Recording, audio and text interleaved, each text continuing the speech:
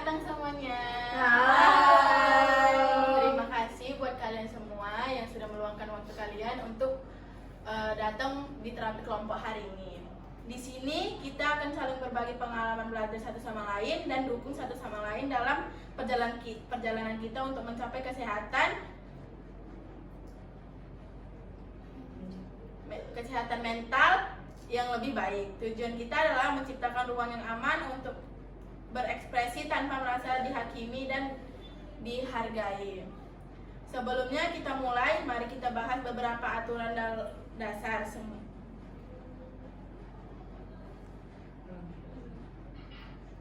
Sebelum kita mulai, mari kita bahas beberapa aturan. Semua yang dibicarakan di sini adalah rahasia yang tidak akan dibagikan di luar. Untuk memulai, mari kita melakukan sedikit perkenalan ya. Iya. Perkenalkan, nama saya Nabila Aulia Putri. Di sini saya sebagai pekerja sosial untuk mengarahkan dan mengasih saran untuk kalian semua. Dimulai dari sini ya. Perkenalkan semuanya, nama saya Devi Pitaloka. Halo, perkenalkan nama saya Nadine Inaya. Halo, perkenalkan nama saya Marsha Ardana. Halo, perkenalkan nama saya Grace Alshadila. Terima kasih buat kalian yang sudah perkenalan. Sebelum kita memulai, saya akan ada sedikit ice breaking nih. Ice breakingnya cuman yang biasa sih. Siapa yang mau cerita duluan? Kita mulai sekarang ya. Oke, boleh. Tiang ala Ayu Gambreng.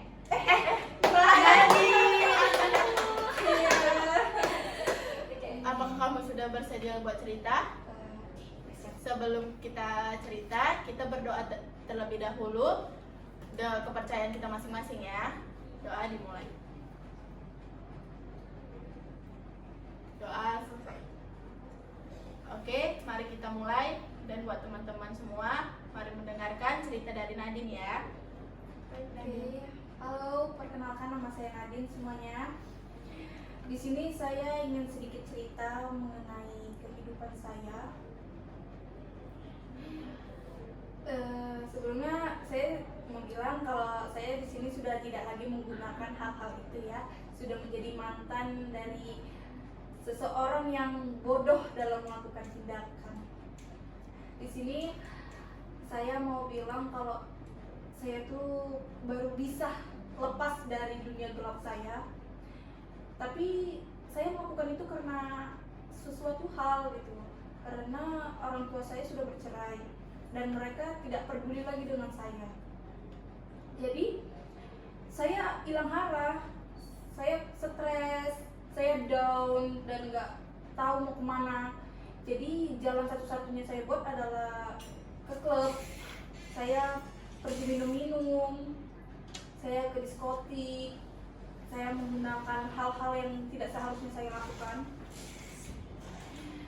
Awalnya saya masih pecandu alkohol, saya juga menjadi LC kan.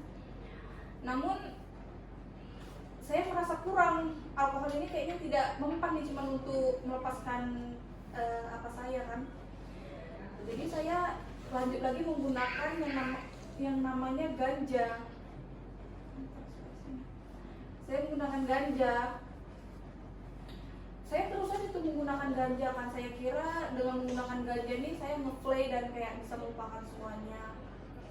Namun makin dalam dan dalam lagi saya lihat saya makin terpuruk dari fisik saya sudah mulai nampak dan ekonomi juga makin menurun. Yang tadi saya memiliki sesuatu jadi saya jual semuanya gitu kan demi minum-minuman dan ganja tersebut. Dan untungnya saya sadar karena saya melihat seseorang dia memiliki masalah lebih berat ternyata dari saya, namun dia bisa mengatasinya tanpa menggunakan hal-hal yang negatif tersebut dan tidak masuk ke dunia gelap. Jadi saya terinspirasi untuk hentikan ini aja gitu kan, dan saya menuju ke terapi kelompok ini agar bisa menemukan jalan terang untuk bisa keluar seutuhnya dari hal-hal negatif itu. Oke, itu saja yang ingin saya sampaikan. Tepuk tangan dulu Mbak Nadine. Terima kasih Nadine sudah bercerita yang sedalam ini. Apa yang kamu alami memang gak semudah itu. Ada wajar dan wajar kalau semua rasa sakitnya kamu.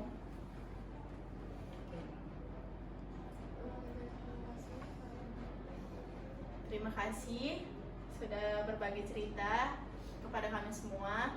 Memang yang kamu alami itu tidak semudah itu buat dipikirkan semua orang. Itu wajar, rasa sakit dan tekanan itu membuat kamu merasa hilang arah. Menghadapi situasi kayak perceraian orang tua dan bisa membuat siapapun goyah.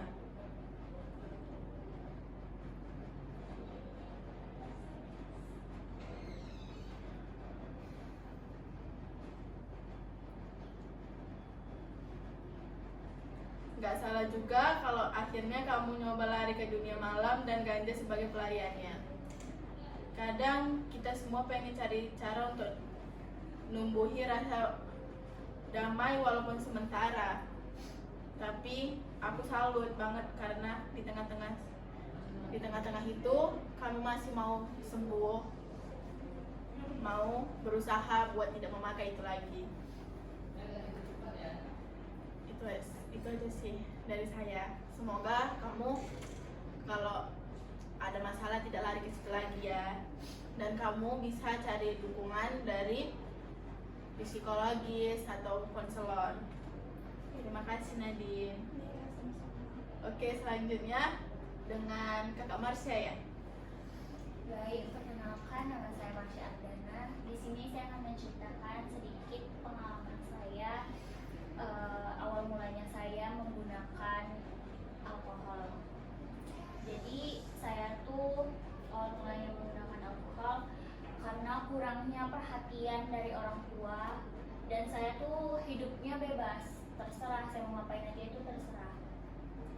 Tapi saya ngerasa hidup saya yang kayak gitu tuh bukan hidup yang enak, bukan itu hidup yang saya inginkan. Karena adik dan kakak saya sangat diperhatikan sama kedua orang tua saya, sedangkan saya dibebaskan. Teman-teman saya pada bilang, berarti orang tuamu sayang samamu karena hidupmu bebas, kok nggak dikekang gitu. Tapi kalau saya mikir, berarti orang itu udah nggak sayang sama saya. Karena saya mikirnya kayak gitu, ngapain lagi saya sayang sama diri saya sendiri. Teman-teman juga pada bilang, hidup sebebas ini ngapain nggak ngelakuin hal-hal yang kayak gitu. Jadi pernah ada masalah dan nggak bisa cerita ke orang tua, nggak bisa cerita kemana-mana. Ya udah akhirnya mutusin buat minum-minum, mengkonsumsi obat-obatan. Kelamaan saya sadar karena orang-orang di sekeliling saya juga semuanya jadi sampah masyarakat. Jadi kayak ya udahlah diberhentiin aja nih, kayaknya nggak baik juga. Seharusnya aku nggak kayak gini. Sebenarnya nggak boleh juga sih nyalahin ke orang tuanya kenapa nggak perhatian sama aku. Ya aku rasa emang udah nggak ini lagi lah sama aku. Udah sih segitu sih. Terima kasih Kakak Marsha sudah menceritakan. Sebelumnya kita beri tepuk tangan dulu buat Kakak Marsha ya. Makasih buat Kakak Marsha udah berani cerita sejauh ini. Serius, aku bangga banget sama kamu. Kamu udah berani cerita yang mungkin privacy buat kamu. Dan aku ngerasain rasa hidup di dalam yang kayak tertekan mungkin ya, dalam lingkungan yang bikin kamu ngerasa gak diperhatiin. Tapi yang paling kerennya, kamu udah mulai sadar dan ngerasa kalau kamu itu bukan jalan yang kamu mau. Kalau kamu pengen lebih sayang sama diri kamu sendiri, itu langkah besar dan gak semua orang punya kekuatan buat sampai di titik ini. Kamu udah nunjukin kalau kamu itu punya keinginan yang besar buat sembuh dan mau jauh dari narkoba.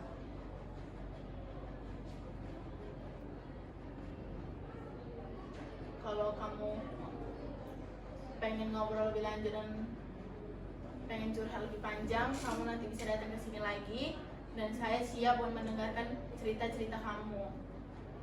Kamu tetap semangat ya. Itu aja saran dari saya. Terima kasih Kak Marsha sudah bercerita. Oke, selanjutnya di sebelah Kak Marsha, boleh bercerita lah. Boleh bercerita. Baik, sebelumnya kenapa saya bisa datang ke sini dan bisa sampai di titik ini adalah karena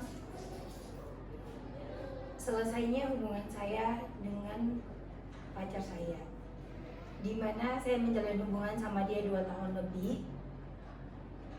Dan di saat kami udah mau masuk ke jenjang yang lebih serius, yaitu pertunangan, saya mendapatkan fakta bahwa orang terdekat sendirilah yang ngebuat kita itu sehancur ini, gitu kan. Jadi saya punya sahabat dari kecil, dari SD, kita udah deket banget, dia udah tahu gimana saya juga udah tahu gimana dia. Ya namanya sahabat, kalau ada apa-apa pasti diceritain dong. Jadi di saat saya pertama kali pacaran sama pacar saya ini, saya cerita ke dia bahwa aku punya pacar loh gini. Rupanya 6 bulan setelah aku memperkenalkan mereka menjalin hubungan diam-diam gitu kan di belakang aku. Jadi di saat H-1 sebelum acara itu digelar, sahabat saya nelfon saya. Dia bilang bahwa aku ingin bertemu karena aku ingin membicarakan suatu hal gitu kan. Jadi kita ketemu, dia bilang bahwa apa yang paling penting di dalam dirinya telah direnggut oleh seorang laki-laki.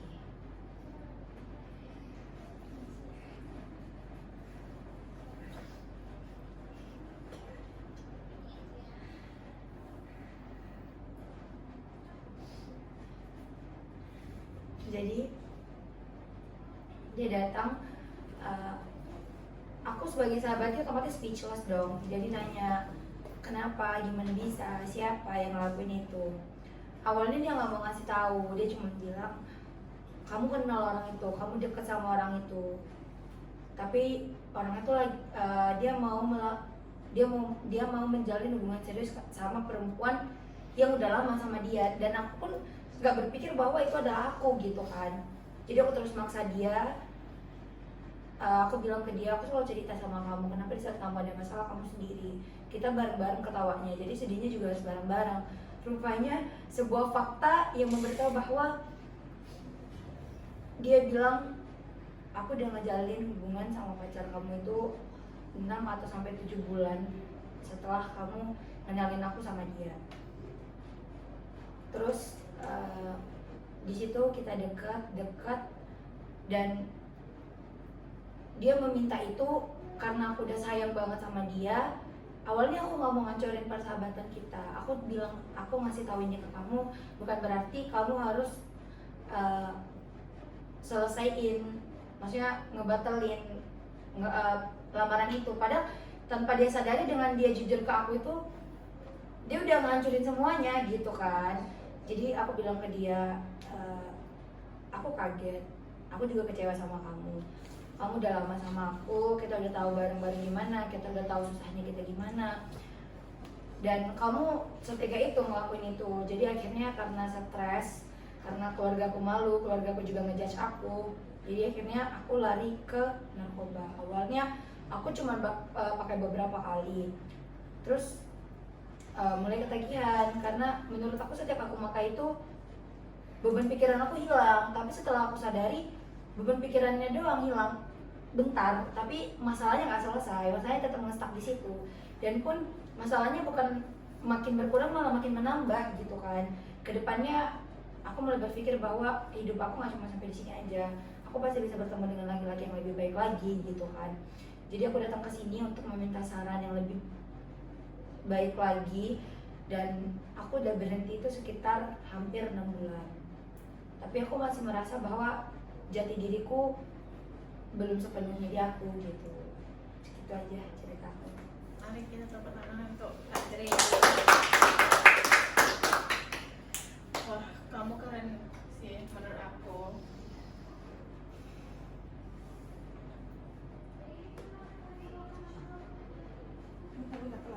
Willy, Will, kau ambil bodoh sepatumu.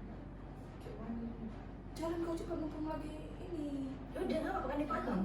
Kau juga ngomong Orang dia. lama di situ bodoh sepatu. Sedang pasti pakai orang itu. Iya. Mana? Ya aku malu. Oh, udah tinggal orang itu lagi. Ambilin apa ya? Aku. Cepat ambilin. Sekarang sendal ke dia. Udah apa sih? Sepatuku udah ketaruh. Aku juga. Lewat situ semua. Iya. Ya, sendal. Ini masuk sini aja biar nggak nafsu. Pak. Iya, sepatuku tak. Ini di situ dulu. Pijat-pijat. Jeda. Ya, kebanyakan kali.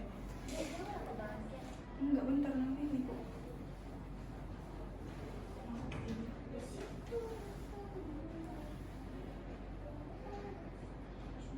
Oh, bentar ya. Dompet aku mana tadi? Lupa ngambil dompet. Belum bentar lagi. Ke sini. Kalau pilih orang itu yang menjadi kayak berapa? Nggak cuma Iya, kesini kayak berantem. Udah dimatiin ya? Hah? Udah dimatiin ya? Siapa? Teleponnya.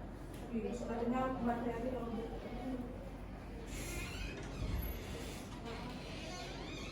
cantik aja aku ambil. Iya. Ih, jahat-jahat Ikan, kali ya. bukan jorok kan dipakai orang itu tuh pasti. Dari mana ada aku busuk-busuk kayak gitu? Mana? Tuh. Sudah. Iya, bener. Parah anakmu. Kok ya? Ah. Aku lebih parah segini.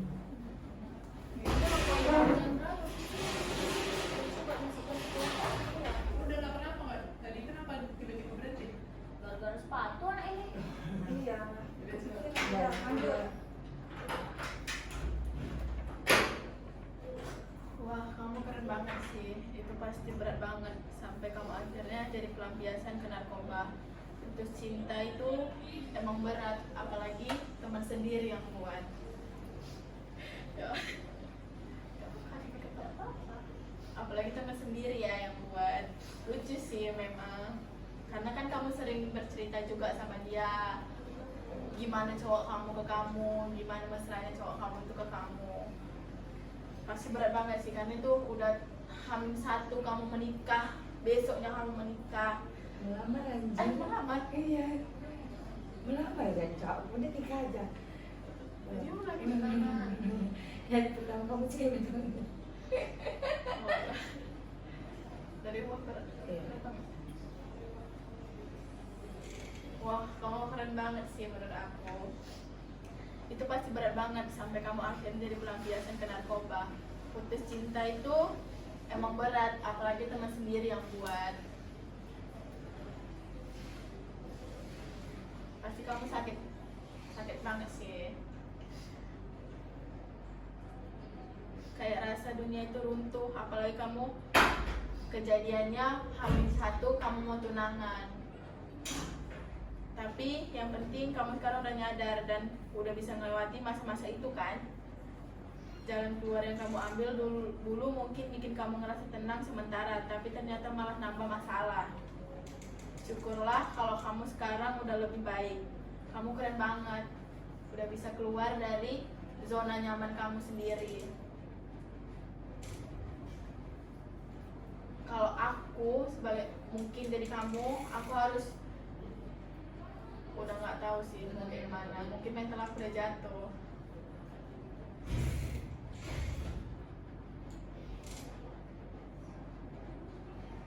Kalau kamu butuh cerita lagi, kamu datang di sini ya. Aku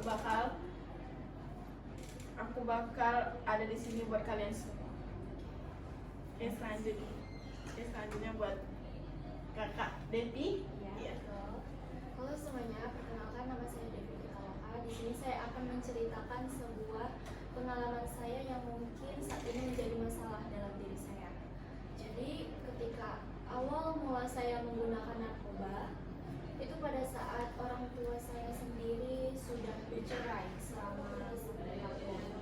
Rasanya itu campur aduk, kayak aku cemas, bingung, sampai saya sendiri nggak paham dengan kondisi keadaan diri saya. sampai di mana titik saya iseng sih sebenarnya nge-confirm pertemanan di Facebook yang bernama Rani. Jadi Rani ini saya sempat chatan beberapa bulan ya, secara online tentunya virtual, dan kemudian si Rani mengajak saya untuk bertemu di suatu kafe.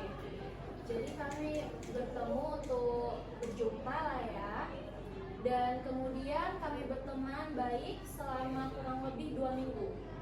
Dia anaknya asik gitu ya, dan kemudian ada suatu titik di mana saya curhat semuanya kepada dia. Saya stres, depresi, segala macam dikarenakan kedua orang tua saya bercerai. Pada saat itu saya udah stres, dia pun ngasih solusi terhadap saya. Mungkin saya sadar saat ini solusinya sangat buruk ya. Dia menyarankan untuk menggunakan narkoba karena secara narkoba kan untuk meredakan emosional, secara depresi, stres, overthinking, segala macam yang berjenis salah satu sabu-sabu. Jadi saya diberi itu kecil ya, tentunya kecil, dan saya menggunakannya, dan ya sekarang efeknya sampai sekarang, dan saya merasa kecanduan, dan saya sudah mencoba untuk konsisten tidak menggunakan sabu-sabu tersebut, tetapi saya tidak bisa menahan diri untuk tidak menggunakan sabu-sabu tersebut. Jadi datang saya untuk dalam kegiatan terapi kelompok ini untuk meyakinkan diri bagaimana cara tidak kecanduan lagi, begitu. Terima kasih. Baik, tepuk tangan buat Kakak Diki. Kisah yang kamu bagikan ini sungguh berat dan pasti penuh dengan kekhawatiran ya. Clara datang di waktu yang tepat dan kelihatan seperti teman yang Berikan Clara aja buat namanya. Iya, mata dia tadi sudah Iya. terus. Dia Minggu deh. Jangan apa? Ya udah, coba. Rani. Rani dia. tepuk tangan, terima kasih. Selamat. Tepuk tangan aja, tepuk Tepuk tangan. tangan ya, dari tepuk tangan.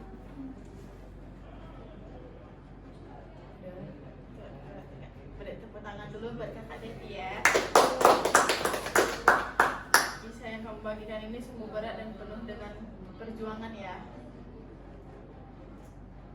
Rani yang datang di waktu yang tepat dan kelihatan seperti teman yang baik, tapi malah membuat kekacauan di hidup kamu.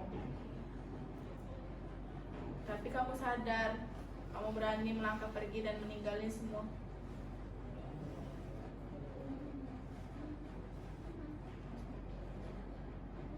Meninggalin semua itu. Langsung ke situ Dari ya. Rani. Terima kasih bacaan. Langsung ke feedback kan. Terima kasih di feedbacknya. Gini aja lah singkatnya deh. Rani memang datang di waktu yang tepat ya. Tapi dia malah membuat hidup kamu berantakan. Jangan gampang percaya sama orang. Tapi lucu ya kebesaran itu. Enggak. Udah gede. Iya, waduh kayak mau ke gereja laki-laki. Jangan gampang buat percaya sama orang. Belum tentu orang yang datang sama kamu tuh selalu orang yang baik. Langsung yang untuk aku baca dia dan Seperti kencingku ini di ujung tanduk disesak kan aku dari tadi nggak kayak di mulut tadi. Aku biasa jelek, kena hasil aku kencing. Tidur biasa kencing. Kencing tuh Iya, anjir. Kontol. cuma loh, waktu nonton aja aku kencing dua kali. Kenapa? Keluar bolak-balik ke mall. Anjing itu rahasia sendiri, anjing ngapain kau bilang ke kami? Apanya kan nggak apa-apa, cuma itu aku kan ada sendiri. itu rahasia orang mau kencing kok. Valir aku bilang aku minta sama Pak itu, aku bilang jangan din. Dia tapi nggak Udah, tahu nggak apa-apa tapi itu. sudah. Udah nanti kan diceda cuy. Gue udah lama kali. Sabar lah, mikir loh, mikir. Punya siapa gitu? Memang Renat tadi ini wawancara. Dia dah di situ. Baca dan kita ambil. Lelaki tak bergizi. Kamu juga jadi baca gizi. Cewek nggak apa-apa cuy. Body goals. Capek kamu makan deh. Boy goals. Boraks, Enggak, ini kan body goals kan Devi. Kalau si Rena Enggak. boy goals. Body Body goals. Wes, kesimpulan apa? Kesimpulannya di sini kalian semua keren. Ya udah apa-apa. Dari Excel. udah biarin biar dia pikir sendiri ya. Kesimpulannya di sini kalian Nih, keren. pendek nih, pendek. Sudah Ya, satu tangan. kesimpulannya apa ya lu? Udah. Kalian semua keren karena sudah mau Udah berani. bersendiri Ini jarum dan mana? keluar Kelompok ini. keluar dari Nih, zona jarum. kalian. Oke, di sini Udah. Aku dulu kasih feedback Mana? aku dulu. Coba di telepon Karen. Ini nanti penutupnya kayak mana? Tunggu penutup. Ini kan udah siap Devi udah kasih feedback Motivasi. dan kesimpulan. Baik saya Ya, kenapa? Baik, saya akan kasih kesimpulan di sini. Ini. Terus, oke, di sini semua sudah bercerita. Hah? Mari kita akhiri terapi kelompok hari ini gitu. Ya, saya harap cerita yang sudah diceritakan di sini tetap di sini, jangan sampai keluar dari kegiatan. Sesi terakhir kelompok ini. Ih, dia tuh pakai aku. Ih, nggak mau. Cepatlah. Sabar mau buat video. Sabar kan bukan tukakan, Jay. Grace cepet Grace buat video kakak. Lagi buat video kakak Bila udah di tengah ini. Cepat, Grace. Iya, sabar anjir. Dan Grace cepet. bentar ya. Udah mau take one. Jangan kayak gitu aja baik kan Marco. kenapa? Tadi buat nonton kalian dong. Oke. Aku di PPI lagi. Iya kan, kaget kali adik gua. Aku tahu kalau itu ini. Oke, oke, udah satu, dua, one, go. Oke, balik tepuk tangannya buat kakak Devi. Iya ya, kebesaran ya. Rani memang datang di waktu yang tepat dan kelihatan kayak orang baik ya. Tapi kamu hebat udah pergi ninggalin semua ini, kekuatan kayak gini nggak semua orang punya. Mungkin butuh waktu untuk pulih. Kamu sudah ada di jalur yang tepat. Semoga cerita ini jadi awal yang lebih baik buat hidup kamu. Kesimpulannya di sini, kalian semua keren. Sudah mau keluar dari zona nyaman kalian masing-masing. Semoga apa yang kalian ceritakan ini tidak terulang kedua kali buat diri kalian ya. Oke, kita sudahilah terapi kelompok hari ini. Dengan ini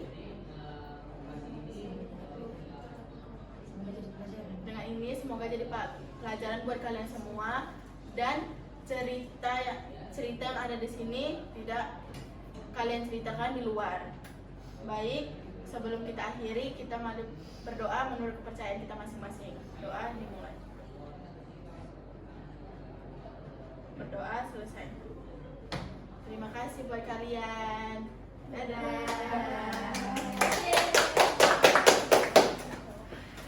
Makasih ya. Makasih ya.